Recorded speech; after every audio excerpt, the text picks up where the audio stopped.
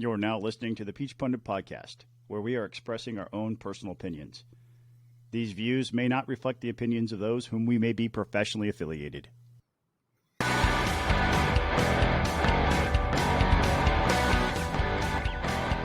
Hey folks, welcome back to another episode of the Peach Pundit Podcast. I am Jason Pye, your humble but still recovering from COVID host, joined as always by Scott Turner and Buzz Brockway. Guys, yeah, you look fine to me, Jason. I don't know what you're complaining about. Lovable host. Sunday and Monday were a little tough, but I started feeling better yesterday, and today I would say I am at 85%. So, but this is my first experience with COVID. It's 2.5 years into this infernal pandemic, and I just got it. I thought I had it at Christmas, but I never got tested. And what I had at Christmas compared to this put me on my ass for a couple days. It was like a mild flu. So good times, and glad you're back. Glad you're feeling better. No, I'm glad to be back, and I'm actually going to work tomorrow, and glad I'm feeling better as well. But like I said, it's good seeing you guys, and glad I could join. I was thinking I was not going to be able to do it, but as the day progressed, I felt better. So really, what it was is our agenda. Yeah, the agenda got me a little motivated because I'm like, what is Scott going to say? and someone needs to get on there and play like someone needs to get on the podcast who's not on the red team and talk sanity and reason. So we'll kick it raw because we actually have a little bit of stuff to discuss today. So we'll kick it right off. Our good friend Eric Erickson has pointed out that a new poll from Cygnal shows that Brian Kemp is crushing Stacey Abrams in both Hispanic and Asian American communities, and which Erickson opines suffered, both of which suffered the most economic harm after Abrams pressured the Major League Baseball to move the All-Star game from Georgia. And also, he says, also 25% of black men under 35 are voting for Kemp. Kemp's winning college-educated voters, white women, white men, Asian women, Hispanic women, Asian men, Hispanic men. He's losing black voters, but 25 black men of under 35 are with him. But here's the most notable thing. Summer polling in Georgia tends to benefit Democrats for a variety of reasons. Go back to 2014 and also to 2018, and Dems outperformed in summer/fall polling.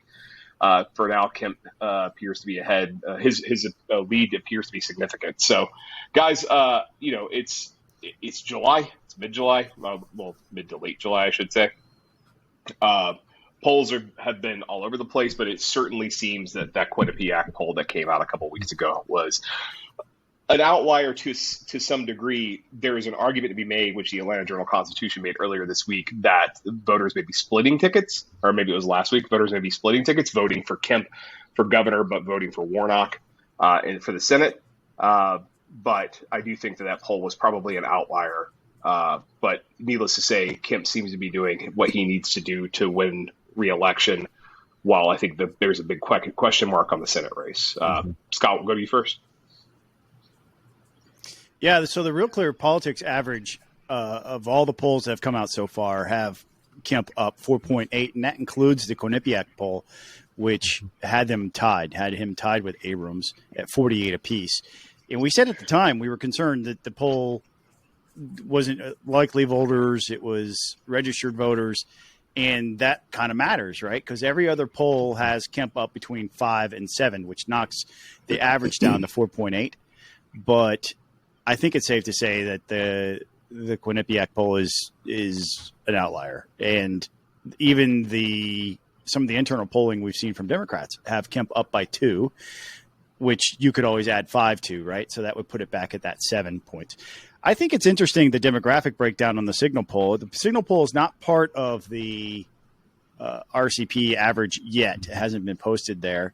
But I think it's interesting to talk about some of the demographic breakdowns because African Americans, I think, are responding to just how far left the Democratic Party has gone, and that under the economic policies here in Georgia, under Republicans, that they've actually done pretty well for themselves on the whole. And this idea that Georgia is a terrible place to live, that Stacey Abrams has said, is not in line with their own experience. And they can point to what they're hearing or what they're feeling at the dinner table, and seeing that things are better under these economic policies. Buzz? Yeah, it's an interesting poll because I got to think that if those demographics are right, if all those different groups of people are supporting Brian Kemp in those numbers, that's got to send a shiver down the spine of Democrats in this state, because that that busts up the what they had planned. And there's been a lot of writing about this. A guy named I'm probably going to pronounce his name, Roy Teixeira, wrote a book a few years ago, Demographics or Destiny was kind of his theory. He says the book was mistaken, and the Democrats have lost their minds is essentially what he's saying now. He writes a really interesting Substack, The Liberal Patriot, that you should check out. But he's been warning Democrats that the policies that they're advocating for and the things that they're pushing are not the things that voters want. And we've seen this kind of trend. Donald Trump experienced it somewhat, even though he lost. He made pretty interesting gains among Hispanics, interesting gains among African American men, and we've seen that trend continue. There was we certainly accelerated for Hispanics under Joe Biden. This kind of trend toward the Republican Party. So it's sort of becoming, what we see nationally, and this might be what we're seeing playing out in the state of Georgia. A realignment in politics where you've got working class folks coming to the GOP, assembling in the GOP, even some of these minority groups, and white liberals and college-educated white folks collecting on the Democratic Party. So, we'll see if that continues to play out. It would be shocking in the state of Georgia, quite frankly, if Brian Kemp got 25% of African-American men under the age of 35 supporting him. That would be shocking numbers. I hope it happens, because I've long advocated that the Republican Party needs to put together a coalition of racial minorities. We absolutely need that, because it's just better for our politics, I think. But that's a subject for another day. I think we'll see if this holds. It's early. I think Erickson's right that the polling in July tends to favor Democrats. Polling over the summer, we'll see as it shakes out. But I got to think this is not exciting news, and this poll wasn't greeted with enthusiasm at Democratic headquarters. So the one thing, Buzz, I think one thing you pointed out, I think deserves to be repeated, and we saw that in Texas, we saw that in other places around the country. It's younger Black voters tend to have a more open mind when it comes to voting for Republicans. It's not to say that Republicans don't need to make an effort. Yes. An effort needs to be made to come their way. But we saw that in Texas as well, where which frankly shocked a lot of people, and certainly I was one of them who thought Republicans were going to lose a lot of Hispanics. Didn't lose as many as I thought they would. And there were some districts where I think there's one or two plurality, if not majority Hispanic districts that Republicans ended up winning. But you play to those issues that they care about, you talk about them, you're going to win. That said, you talk about the political realignment, and there is a political realignment happening. But the political realignment where you see some working class voters coming over towards Republicans, some Republicans, this quote unquote new right, are going to say, well, we need to do more economically statist or economic interventionist policies to keep bringing those people on board. And that's where you're like, okay, don't read too much into this. Do what they're coming at the Republican Party because the Republican Party is theoretically, at least, and I think rhetorically they are the party of limited government and lower taxes. Yeah. In practice, not so much. Yeah. But I think that's how you got them to begin with. Keep doing that. Yeah. But maybe lose some of the crazy that you've brought it, has come into the party along the way. Well, I think, that's a good point, Jason. It absolutely is. And this doesn't mean just because we're seeing a drifting of Hispanics toward the GOP and younger African-American men, that doesn't mean that they're super excited about the Republican Party. That just, I think, and that's where I think you're correct, Jason. Republicans need to be very careful. And they need to welcome them with open arms. They need to understand why. And I think to me, there are two issues I think that kind of play into this, especially this poll, especially as it relates to Asian voters. Education is incredibly important in the Asian community. We're seeing that there's some other polling that shows that for the first time since I can remember, voters are being asked who would do a better job in education. They're saying Republicans. That used to be an issue that Democrats absolutely owned, but we've seen the pandemic and all sorts of crazy decisions that various school boards have made. The American Federation for Teachers is out there saying all sorts of stuff that is not what parents want, which is parents want to know, how are you going to educate my child? What are you going to be doing about the learning loss? Several of these polls that were spelled out in a website called 74 Million, which is a great source for education news. They had an article today about several polls showing this. So I think that's, for the Hispanic community, for the Asian community in particular, that could be driving them away from the Democratic Party. And I think for Hispanics, I think we can't underestimate these cultural issues. The pro-life issue would be a big one. The parts of the left, the academic left, I suppose you should say, that are trying to force Hispanics to use the word Latinx and all these sorts of things.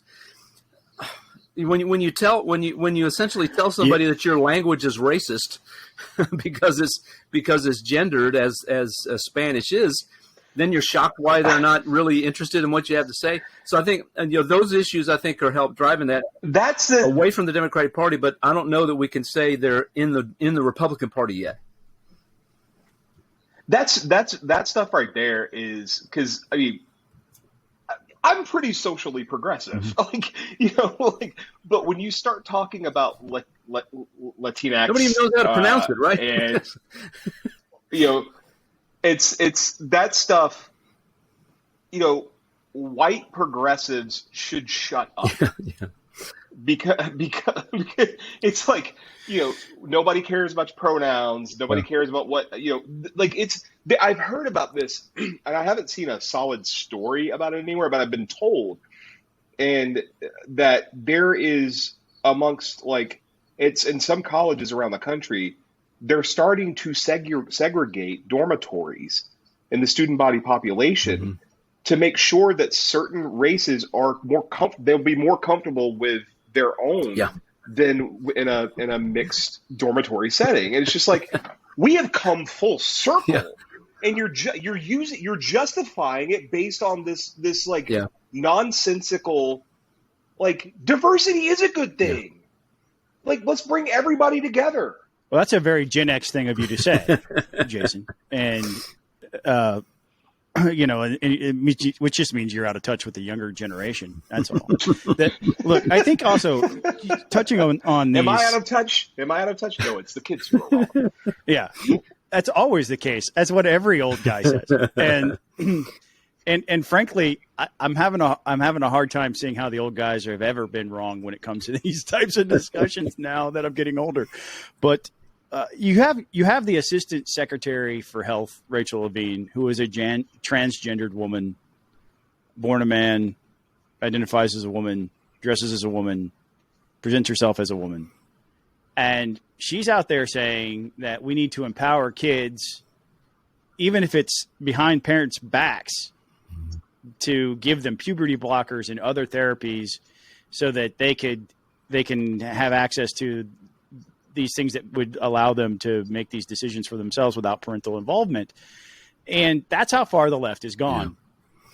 That's crazy, right? It's absolutely insane to say that parents should not have any type of knowledge about what's going on with their kids, and that the government should be stepping in to give children who are not allowed to vote, who are not allowed to drive in certain instances, they're not allowed alcohol, to. They have none of the rights of weapons, an adult. Can't serve in the military, but yet they can make these life-altering decisions. Right? You can't get a tattoo. Yeah, you can't get a tattoo, but you can go be mutilated.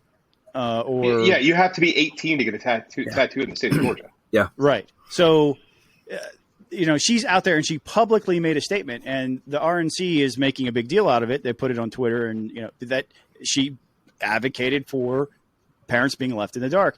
And so I think I don't know that the Republican Party is appealing to these minority groups as much as the Republican Party isn't that. Yeah. They aren't that.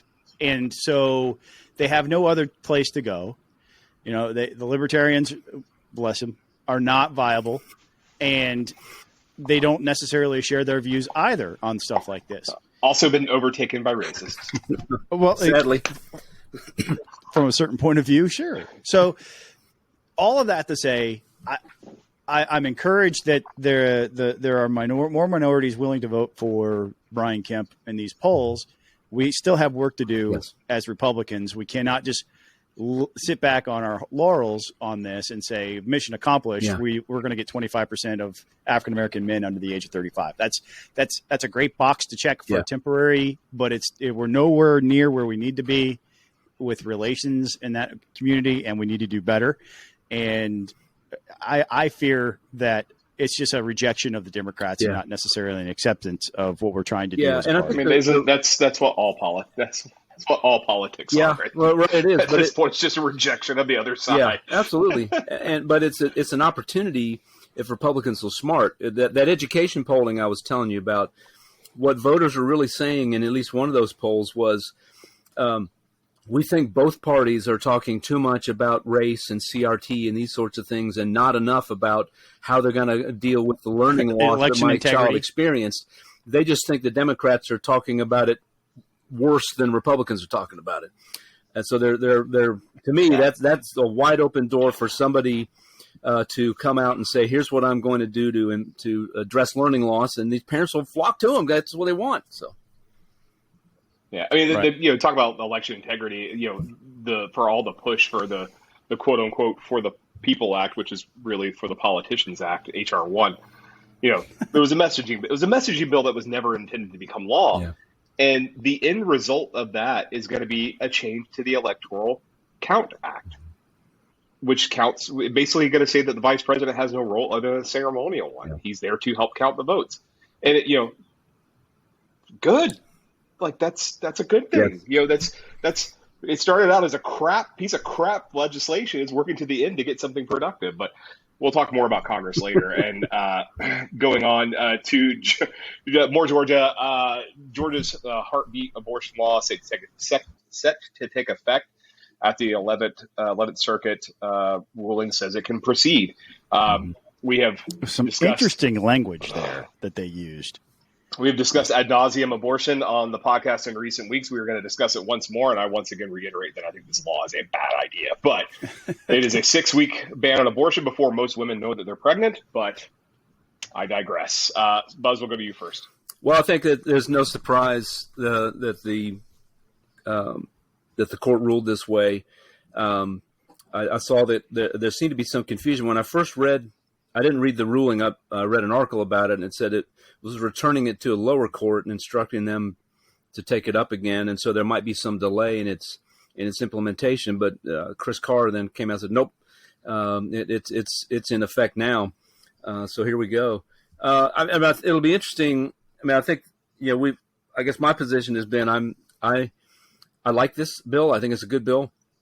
I'm a pro-life person. But I understand that the majority of Americans are not where I'm at. The majority of Americans are wanting restrictions, which means they're not where Democrats are at, but they're not all the way to where I'm at. So the debate will continue, and it's probably going to be very messy before it gets resolved. But we'll probably over time end up with something that's not unlike what's in a lot of European countries, where you're in the 10 to 12 week range. With various exceptions and so forth. So we'll see. But right now for Georgia, it'll be at 6 weeks. I did want to mention, I saw Senator Jen Jordan, who of course is running for AG, put out a statement. Obviously she's not happy with this ruling and she's urging people to go out, but she says Chris Carr has played politics with women's lives and he will pay the price this November. So I don't know if that means that she is going to make this a centerpiece of her campaign. I think strategically that'd be a mistake because the bottom line is people just don't.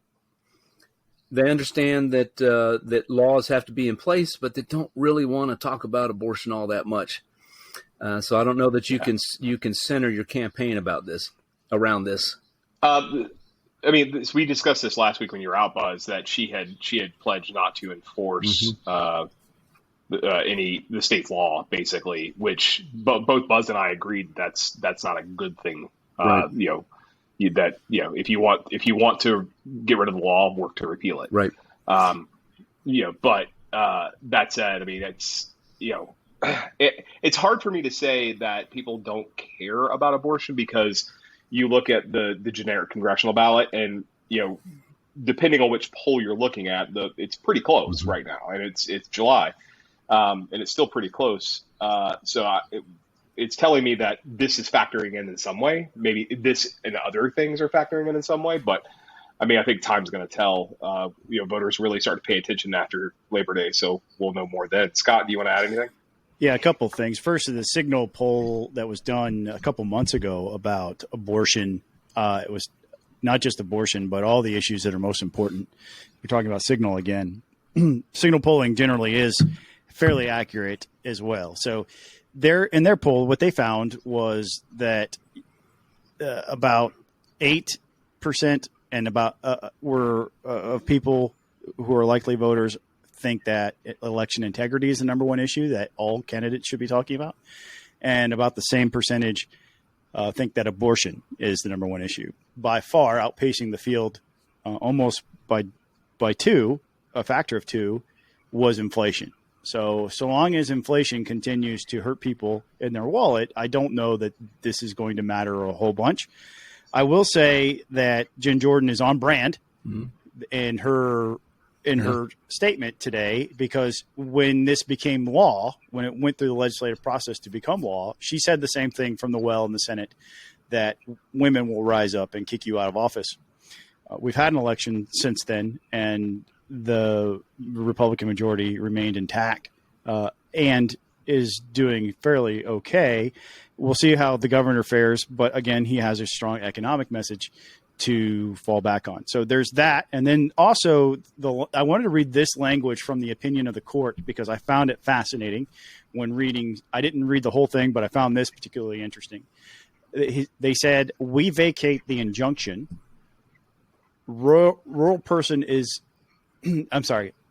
We vacate the injunction, reverse the judgment in favor of the abortionists, and remand with instruction to enter judgment in favor of the state officials. So they essentially, what Chris Carr said, nope, this is it. They're remanding it, but with the instruction of you have to overturn your previous decision.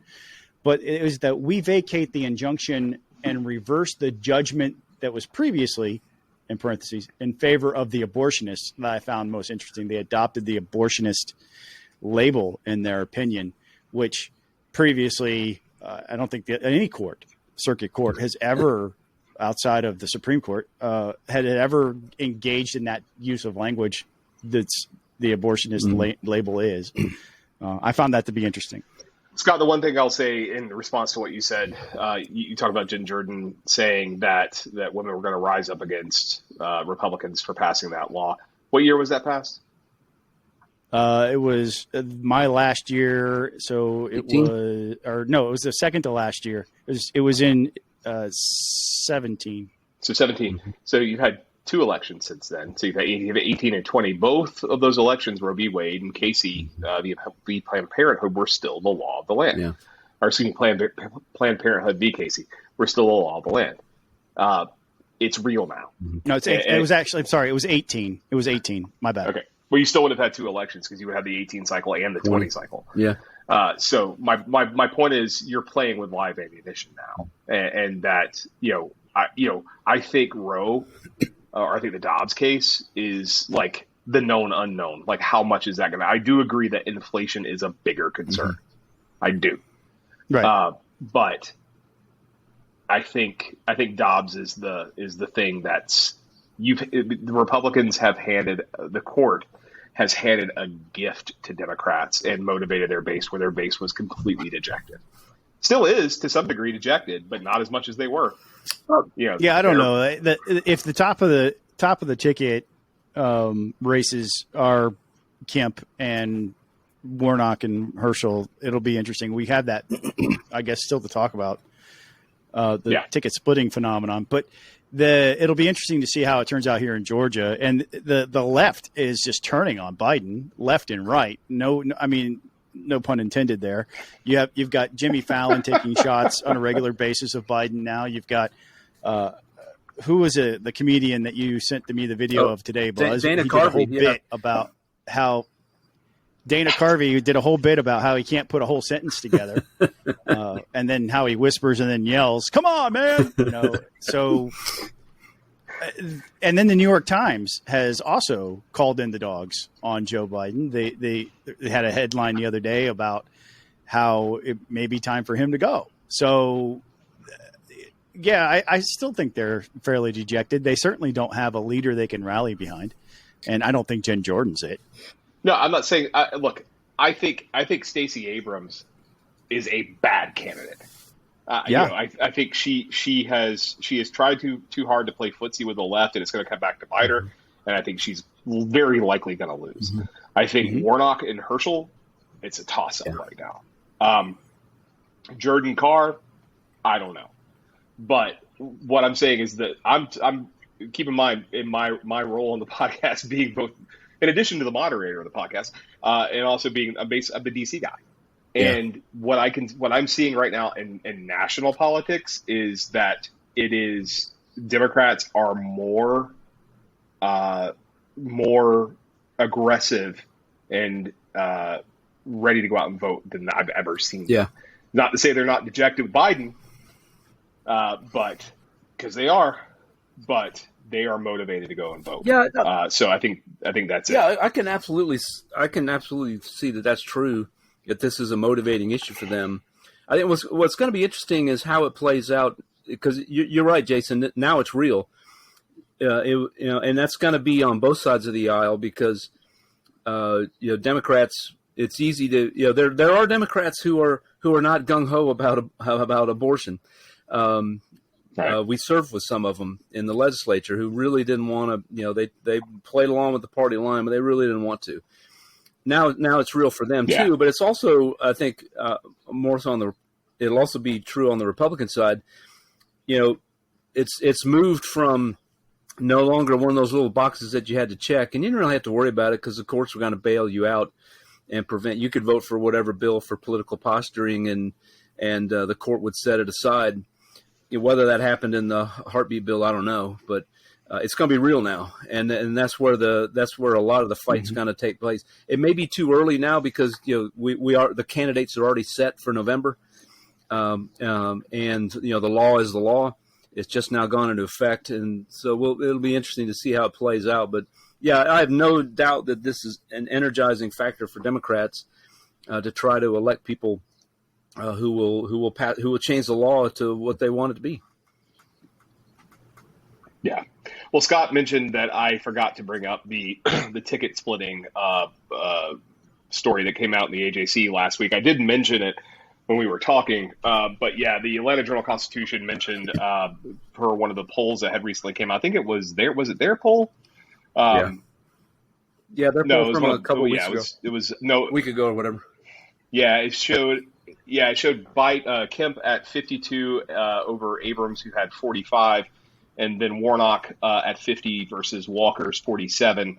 But that was in the polls 4.4 margin of error, 4.4% margin of error.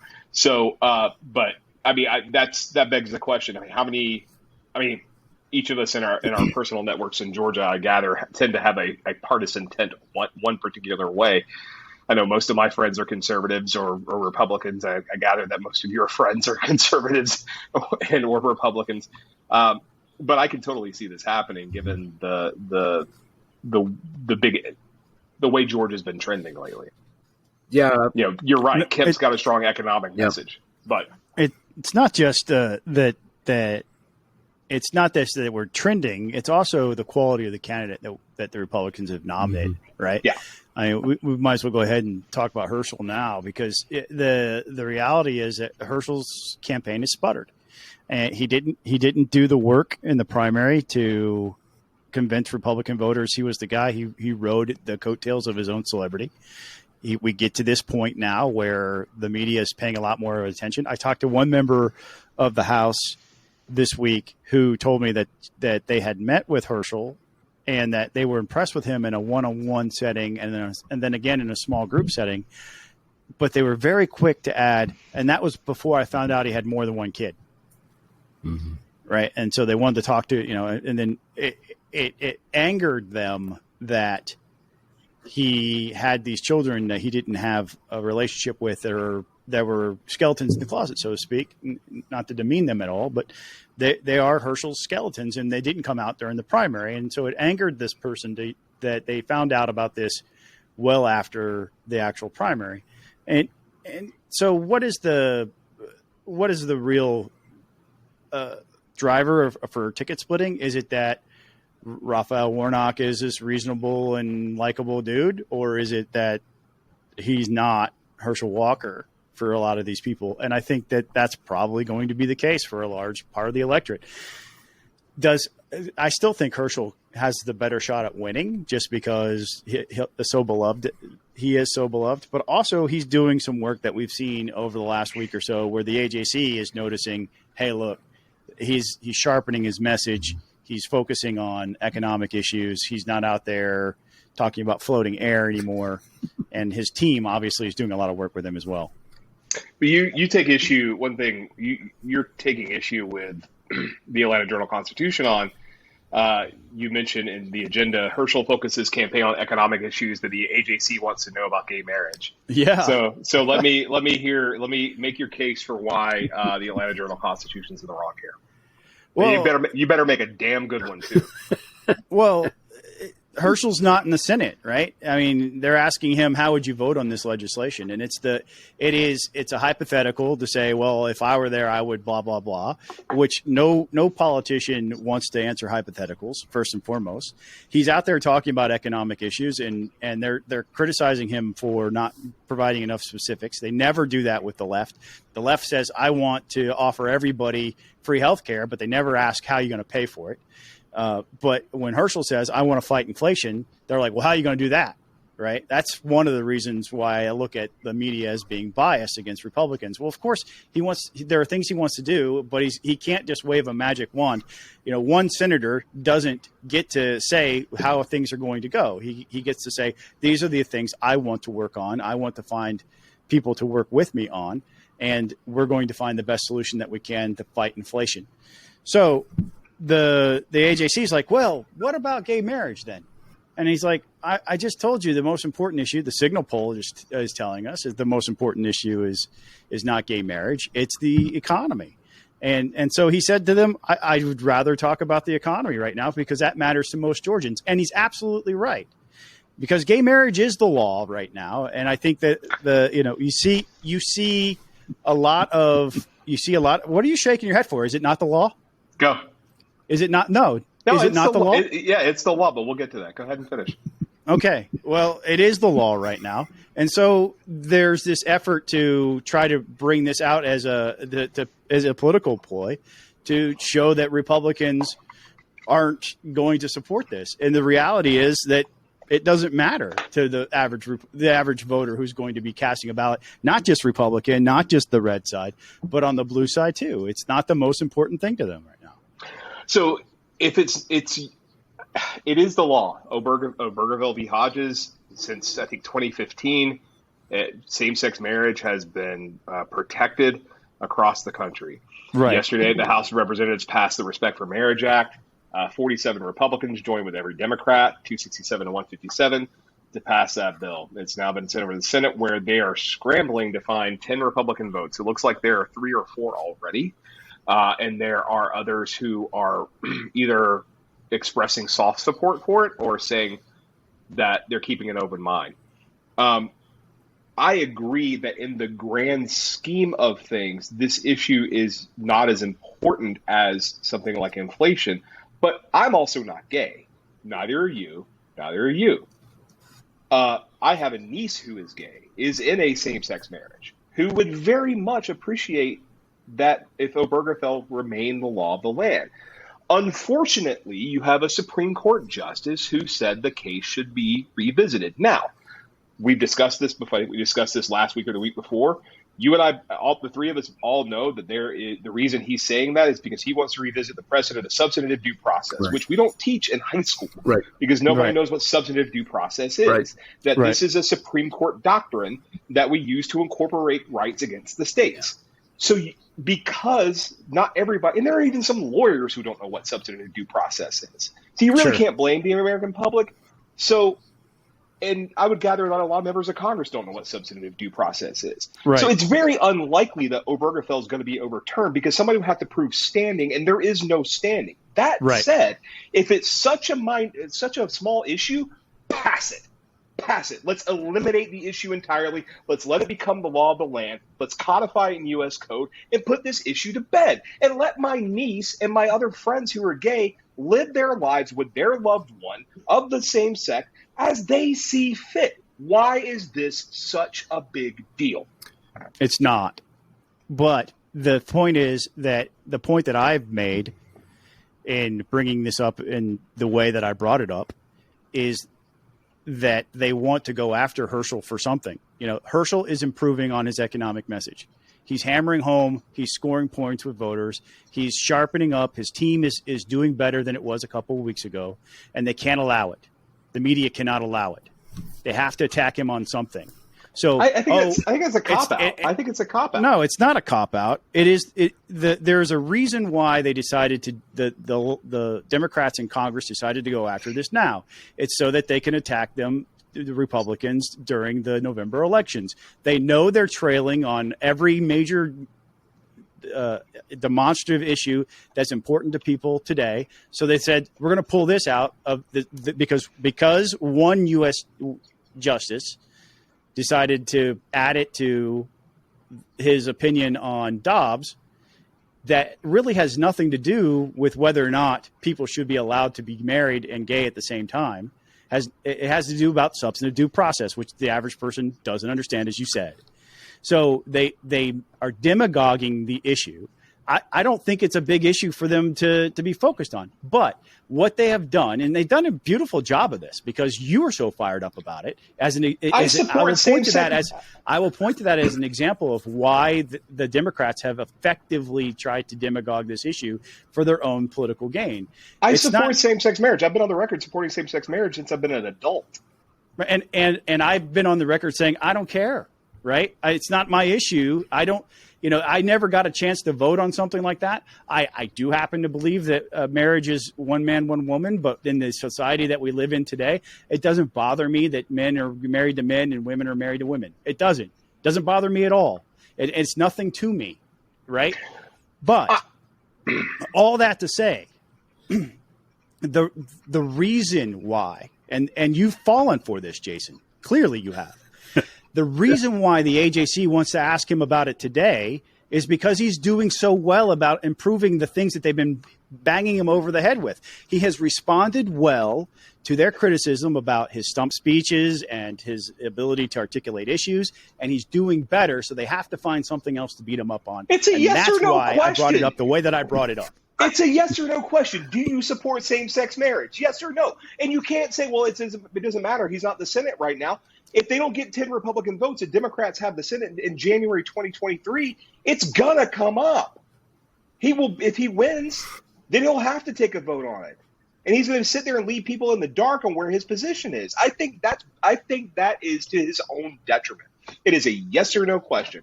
And no is an acceptable answer. I disagree with him, but no is an acceptable answer. Just give an answer. Let people know where you are on something. I haven't fallen for anything. I want to know. I want to know. Like I said, my niece who is, she is gay. She's been gay. You started out this conversation, Jason, by saying that Obergefell is going to stay in because there is nobody that would have standing to challenge it. Probably. Then why is it important to know? Because you know that the end result is always going to be that Obergefell is going to stand because substantive due process is a thing, and that we can't find somebody to have standing in this to challenge Obergefell. Eliminate the question. Eliminate the question surrounding it. Just go ahead and make it law. The question is moot. Plus, I have been told for my entire life that conservatives don't want the court to legislate. So legislate. Anyway, Buzz, you want to get in on this? I've enjoyed the back and forth, guys. I'll just say two things. I think, Scott, you're right. I think the media is unfair. They're always going to be unfair to Republicans. But I also think, and I'm encouraged that Herschel is doing better. There was a pretty good article today in the AJC about that. That's encouraging to me as a Republican to see him finally starting to get better. Excuse me. But I think it's fair to ask a candidate about who's seeking an office about bills that are currently in the Senate. I think that's fair. I think it's a fair question to ask him that on a whole host of things. The voters get asked that. I got asked that on the campaign trail. How would I vote on whatever piece of legislation? I think it's a fair question, but I do, they're going to be hard on Herschel, but that's, you knew the job was dangerous when you took it, Fred. So in the words of Super Chicken, he signed up for this. What's Super Chicken? Right. What? Well, what are you talking? I have no idea. You make me feel old again. It was a fantastic comic, cartoon. It was great. It was Tom Swift was one episode, the Pink Panther, and then it was Super Chicken. He was oh my God! It was a cartoon, a mild mannered chicken who would drink his super sauce and go fight crime, and with his faithful companion Fred, the lion. For a moment of levity, let me note real fast that I found out something last night. For those of you who have HBO Max, I found out that Looney Tunes is now on HBO Max. They have countless of episodes of Looney Tunes on HBO Max. So when are we allowed to watch Elmer Fudd walk around with a shotgun trying to shoot Bugs Bunny anymore? Is that allowable? I hope so. Yes. Because I'm going to need you to do some research on that and find out and report back. I will. I'll have you read out next week on the podcast. So our friends in Cobb County, particularly Eastside High School or elementary school, excuse me, have stepped in it. They have put out a logo that is kind of a throwback to, I don't know, Hitler, Nazi. It's so bad. I'm going to share my screen for those who are Nazi imagery. Yeah, I want to hang on a second here. Let me pull this up because this is really, really bad. Like, I want to know who saw this and thought, that looks great. Almost patriotic, even. And there it is. It's so bad. Enlarge your screen a little, Scott. I mean, look. I mean, for those who are listening, it's obviously not a swastika. It looks nothing like a swastika, but it is the eagle. It kind of does if you squint at it, right? If it's small enough, like the ES in the middle of this, it's an eagle. Right. It's sort of an eagle, stylized eagle. Yeah. But then, like, it has this ES in the middle. That if you're not looking at it right, if you blink, it looks like a swastika. So I'm gonna. Oh God, I can't believe I'm gonna do this. It is an eagle in the old federal style. Yes. Right. For those of you who are fans of particularly economic history, you may remember something called the National Recovery Administration during FDR's regime. Yeah. Which the National Recovery Administration was actually found to be unconstitutional. But in sharing my screen here, if I can, I don't actually know how to do this, so we're gonna try it here. Plowing new ground on the podcast here. Yeah. So sharing my screen did not work. So yeah. I'll tell you what it reminded me Scott, of. There's that iconic scene. Google the National Recovery Administration. Well, remember, there's that iconic scene at the end of, as Germany is collapsing at the end of World War II. You see this building. On top of the building is an eagle that looks a lot like this with a circle in the middle, and then there's the swastika, and you see it blow up because that's one of the things they were doing, right? And I'm sure that folks will remember that. That is an iconic scene. The eagle looks a lot like that, unfortunately. I think that was where they held the Nazi rally in Nuremberg, if I recall correctly.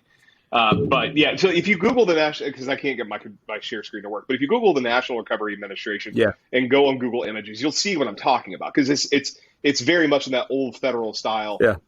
So I'm kind of they should have known better. Yeah. Like in this day where everything is an outrage, you should have known better. But it's not necessarily meant to be some sort of dog whistle or anything like that. But the logo has been a bit of has stoked some controversy, and I'm assuming they're going to change it. Oh yeah, they pulled it back, and I think they pulled it back and apologized. They're on their way to changing it. Yeah. Even better. The Atlanta Journal-Constitution notes Eastside Elementary School is located across the street from a synagogue. Sounds like it's time for a meeting. Well, that was, Greg Bluestein is Jewish, and his take was, there's a large Jewish population in East Cobb. Yeah. And and he called it anti-Semitism. And I think he gets a right to, I think as a Jewish person, Greg gets to choose what he thinks is anti-Semitic, and I can't disagree with him here. You look at it and it's like it instantaneously, without even thinking about it, invokes Nazism. Oh yeah, 100%. Yeah. So I mean the school system deserves to or needs to apologize to the Jewish community clearly and make amends somehow. I don't know how, but I'm not defending the school. I'm just saying that there is the old federal style. Yeah. But read the room. Yeah. Jeez, man. Right. Wow. Right. Yes. Exactly. Good Lord. There's a reason especially that when you have the little mustache that only goes as wide as your nose will never ever be back, right? That will never ever be back in style, and there's a reason for that. I remember that haircut. I was on a cruise. I was on a cruise in 2009, and there was a guy sitting. We were out for breakfast. Sorry, my computer is going a little slow because I'm pulling up all the links that Scott has sent us today. There was a guy at the table across from us who had it was almost like he had a Hitler mustache, and it was pointed on each side. And the guy was in his 80s, and I mean, it was awkward. Was he German? Really awkward. I didn't ask. I didn't ask. I didn't Weird. ask. Can you blame me for not asking? Yeah, you don't want to. No, that's a great way to start a all. conversation. All Dude, right. what's up with the Hitler mustache? Hey, Yeah. So what's up with the Hitler stash? I might start a conversation that way. Maybe. Yeah. I like to avoid awkward confrontations as much as possible. I run right at it. Unless it's with you, in which case I'm all I've for run right at it. Buzz will tell you, I run right at it. Show me where the controversy is. That's where I want. I've had numerous awkward conversations with Scott. So.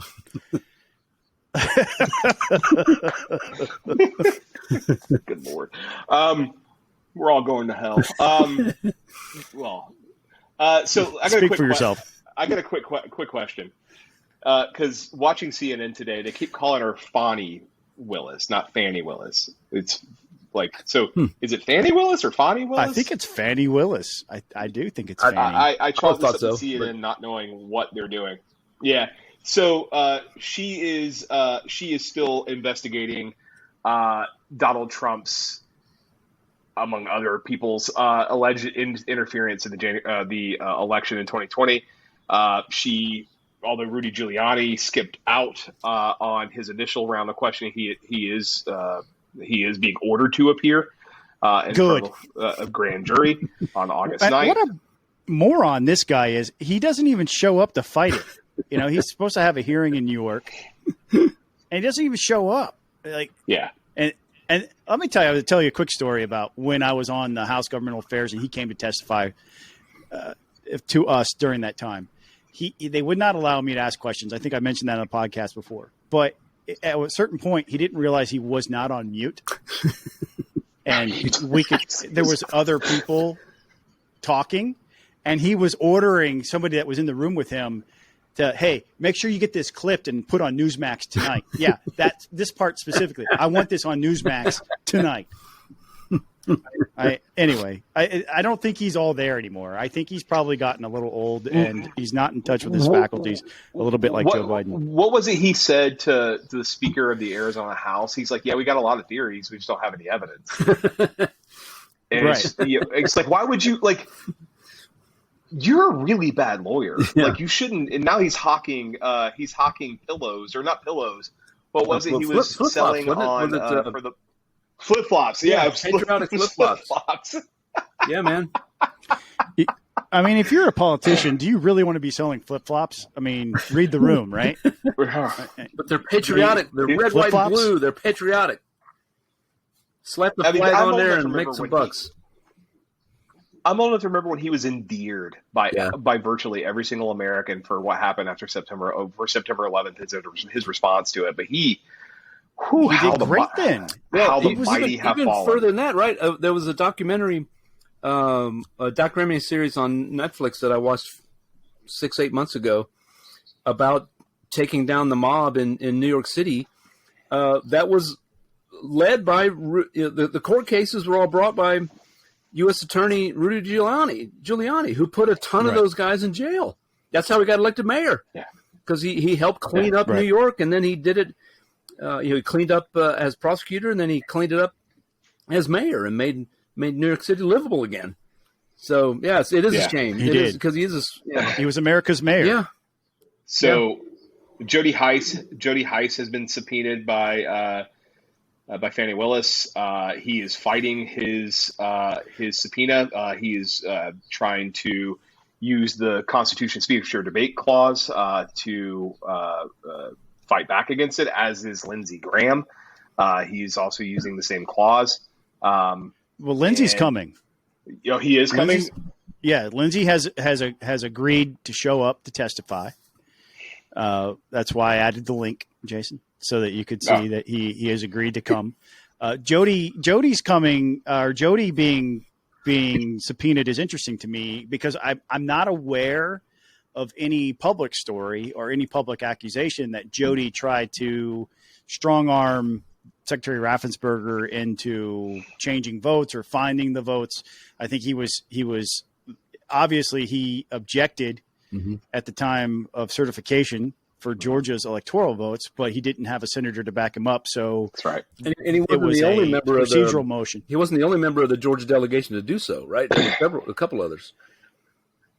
Right. Well, I mean, I know he was the one who made the motion. Yeah. He was the one who made the motion. Okay. And I mean, they all voted. I think there were two specific challenges. There was one where there actually were subject to a vote: Arizona and Pennsylvania. And I think every Georgia member voted for those. Every Republican Georgia member, I should say. Right. Yeah. I had that all listed down somewhere. I just don't have it pulled up in front of me. Maybe one or two of them didn't. I don't know. But yeah. So I'm curious to see what they believe Jody's involvement is. I have a theory that it could be about the slate of electors. Jody being a member of the House Freedom Caucus, being a board member of the House Freedom Caucus, the Freedom Caucus largely being the center, the sort of center of that whole plan in Congress, that Jody may have some knowledge of what the discussions were. And there have been reports that he was in the White House at some point in time. So that would be my guess, is that it has to do with the slate of electors who we should note, because this is also on the agenda for today, for this particular segment, are the subject of a potential indictment. Yeah. Right. They've changed from being witnesses to being potential targets of prosecution. And I have a I'm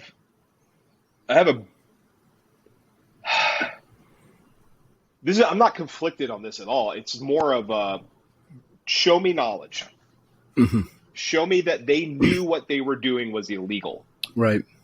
And then you would have a case. But prove that they knew what they were doing was illegal. Prove it to me. Yeah. Well, I think what the left will try to, because there's a couple of self-ascribed constitutional scholars on Twitter who believe that you don't need knowledge to when you're committing a crime. They have said that in this instance, it is illegal to file documents that you know are not accurate with the Secretary of State, or in this case, maybe potential Congress, and that act of filing the paperwork would be the illegal act that broke the law. So that being said, again, these people that participated in this were told by a bunch of lawyers that to preserve the chances of Trump in a court proceeding, that they needed to meet at a specific time and place, which according to law is the Capitol on a certain day at a certain time, which they met. And they were following that to preserve, this is what they were told, to preserve the legal right in court of the current president to say that this slate of electors should be the actual slate of electors. And that was their goal by meeting. And that's what they were told. And I don't think that at this point there's any evidence to point to any other motive other than that. And I guess my question is, and I'm asking because I don't know, did they actually file this anywhere? I mean, did they then march over to the Secretary of State's office and say, these are the proper electors? Did they attempt to send them to Congress? I don't know. I don't recall hearing that. Maybe that happened, but to me, that would kind of, so if not, then you just have a bunch of people who met in a meeting pointlessly, right? If there was no attempt to try to deceive anybody and say, these are the true electors of Georgia, then I don't know, but that's, I don't know. And all in all, I mean, it just seems like this move. This started out with Fani Willis investigating the phone call that Trump made to Raffensperger, and now it's all over the place. It's it's and it's kind of hard to say that to say this is not politically motivated, as opposed to just a I would say, pure look at let's see if the law was broken or not. And I'm speaking here from a point of not knowing what state law says specifically, but unless you're arguing conspiracy, in which case making a substantive move towards an illegal activity, although you may not be committing the illegal activity, is conspiracy. Therefore, you are subject to criminal penalty. I don't know what Georgia's law says, so I can't say whether that's the case here or not. But if she's going to sit here and say they did X when they had no knowledge that they were committing X, did they actually commit a crime? Right. And because people have said, well, ignorance of the law is not an offense. Yes, it is, depending on what the statute says. Unless it's strict liability. Right. If there's a mens rea, Scott mentioned the word know, and if they knew they were submitting false documents, then yeah, sure. Right. I think what has happened here is she took some people who were being cooperative with her, and she's put them on the defense. Yeah. And their attorney actually pointed this out in the statement to the media that, hey, look, we were ready to come in. All of our clients we were coming in. We're going to listen to her and answer questions for her in front of the grand jury. And now she's put us in a position where we have to invoke our Fifth Amendment rights to remain silent, and we can no longer participate. And I think that, and at the end of the day, the net result of that is political theater, right? Yeah. You're not going to get to the bottom of this now because she's not concerned with that. And maybe it's because she's out there giving money to Burt Jones's opponent and raising money for Burt Jones's opponent. So there are two people in this group who are on the ballot. Burt Jones, obviously running for lieutenant governor.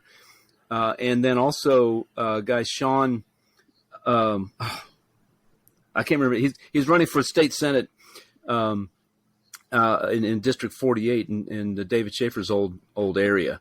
I'm sorry, I forgot his last name. I'll look it up here.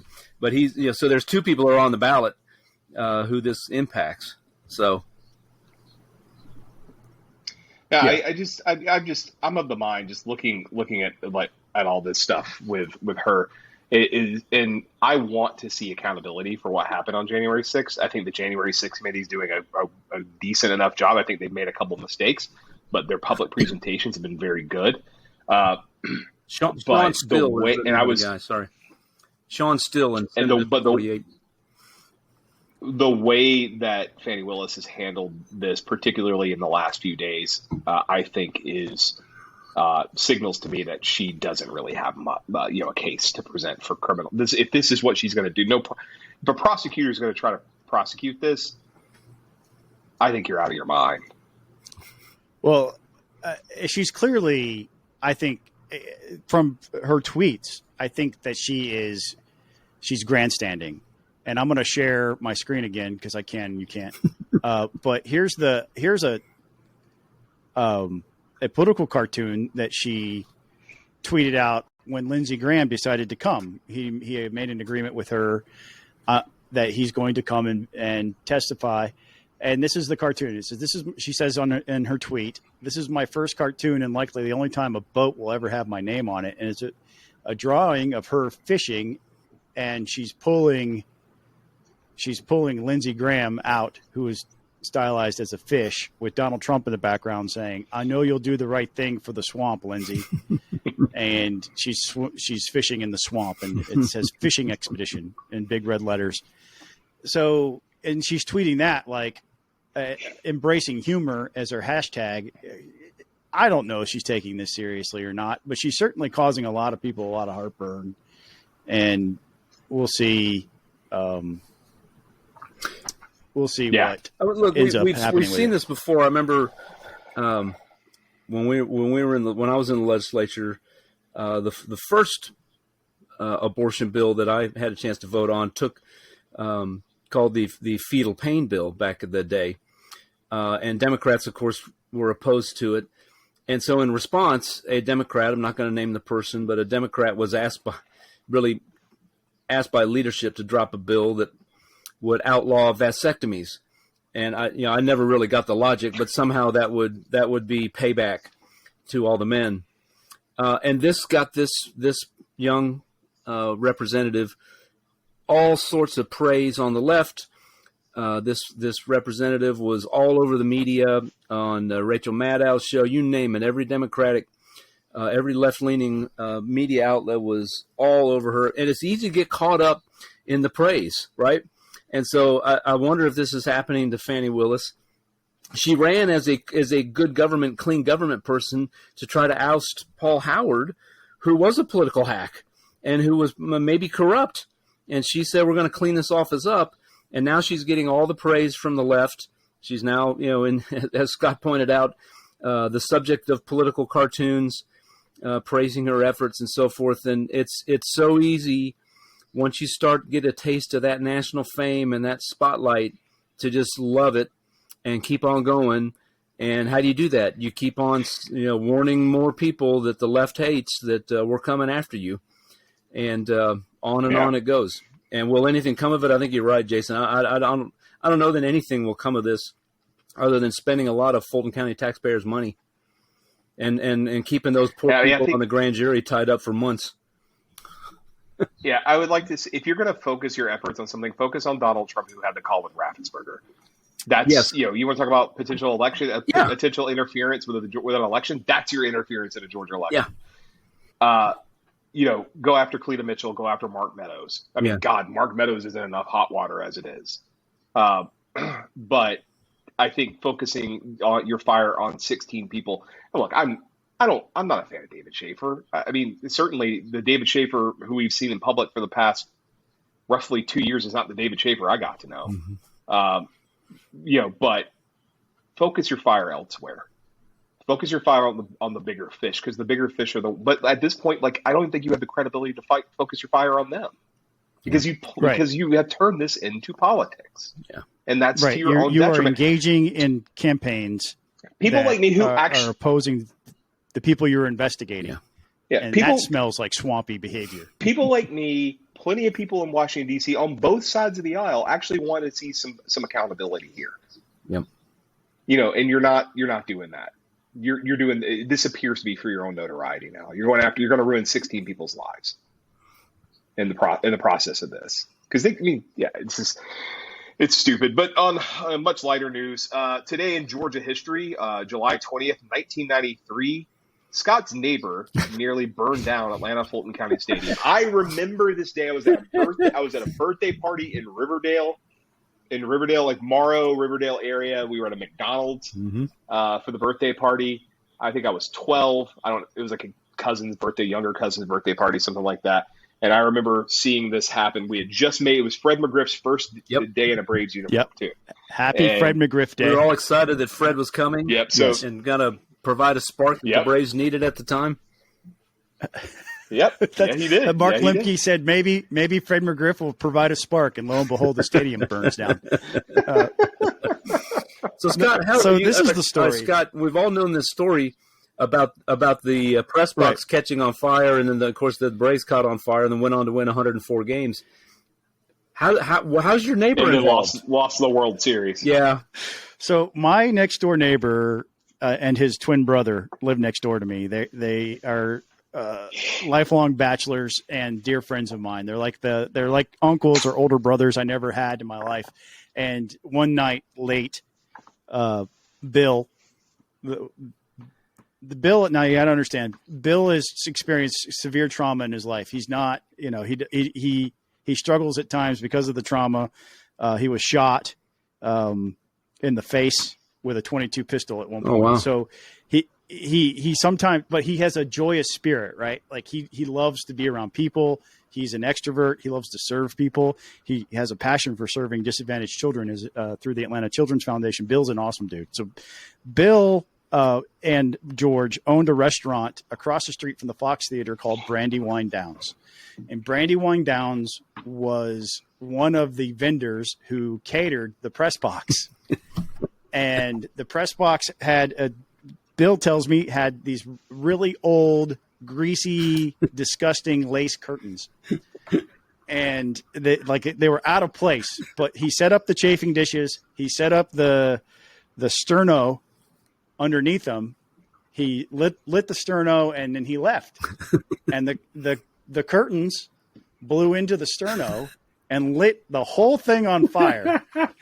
And for years, Bill was really afraid that he was going to get prosecuted for this, so he wouldn't talk about it. But the statute of limitations has run, and it was my neighbor, Bill, who owned a restaurant, who caused the fire at Fulton County Stadium after all these 29 years ago today. After all these years, we finally know who is responsible for this. Yes. My aging next door neighbor who has hidden from the law all these years. He was responsible, and if you get enough scotch in him, he'll tell you the story. And I've outed him, but oh my God, he's the one who caused it. So don't let Jeff Hullinger hear about this, because Hullinger always posts stuff like this. He posted something about it the other day. Yes. On Facebook. Hullinger's going to want to go park in front of his house and do a new It's a true story.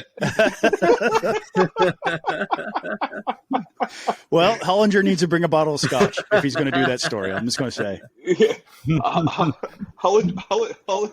Hullinger is not going to be able to bring a camera. I'm sure he'd tell the story, but no cameras allowed. I'm telling you, just bring the scotch. Bring the scotch. We're getting close to the end of time here, so let me go ahead and name. We picked up a couple new Patreons. So we read our names of our Patreons: Sam Thomas, Benjamin Hurst, Reed Powell, Brant Frost, John Vestal, Hunter Burnett, and Ryan Graham. Ryan Graham and Hunter Burnett being our newest Patreons. I want to thank the 7 of you for contributing to or becoming Patreons of the Peach Pundit podcast.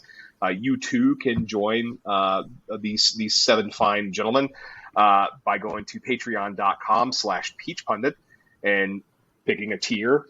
There are 4 tiers available. We only have one $10 Patreon, and that is John Vestal, who is, I believe, in our audience right now. Hi, John. He is. He just said that Brandywine Downs had a great 3-for-1 Thursdays. So you too can participate live on the show if you join at the $10 tier. It's once again, patreon.com/peachpundit. And I want to note here that I'm wearing a T-shirt of a band people might have actually heard of. This never happens. And I do like the Deftones. Actually, the band I'm playing in, we're trying to cover a Deftones song. Change in the House. Did you come up with a name for your band yet? we're tossing around. I had a couple. Well, I had one idea, and then our bass player had another idea. My idea was the culture wars. we discussed that. It was a bad idea. Okay. Go ahead. Then, What was the next one? I like that. Fireworks or gunshots was the other one. Oh, ooh, That's not bad. Yeah. So read the room, guys. I like the culture wars, and because it was like it sounds like a decent band name. We're a cover band. We would like to write some original stuff, but we're mostly a cover band. We just have fun. So, but yeah. Anyway, oh God, Buzz, I hate you. Buzz in the chat with John says "Go Jackets." Yeah, that's right. And no, absolutely not. That's all the time we have for this week. We will see you next week. Peace out. Take care. Have a good week. Make sure you go to peachbundle.com and Spotify and Apple Podcasts to check us out. And again, thanks to our Patreons for helping us out, pitching in, and we are working on upgrades. So thank you so much. We'll see you soon. Later, guys.